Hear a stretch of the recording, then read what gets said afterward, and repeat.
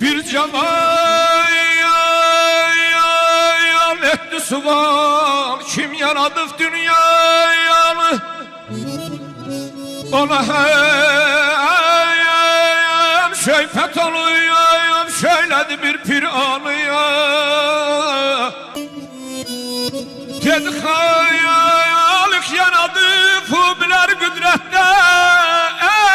İndi yarım sen eğer, der kelamı melar ya Cenab-ı.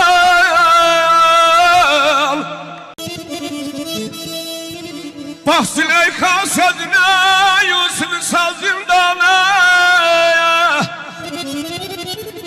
Ayrılıyor hasreti koy, kör elesin kemanı.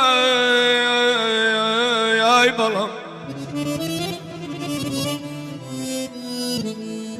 Bu koca dünyaya gelen binlerce aşıklar her bir hake dönür, torpak olur meskan, itibar eyleme.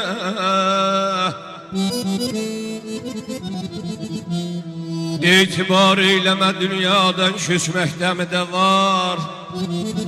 Ahiret gününde hacıdır yola sal ferman.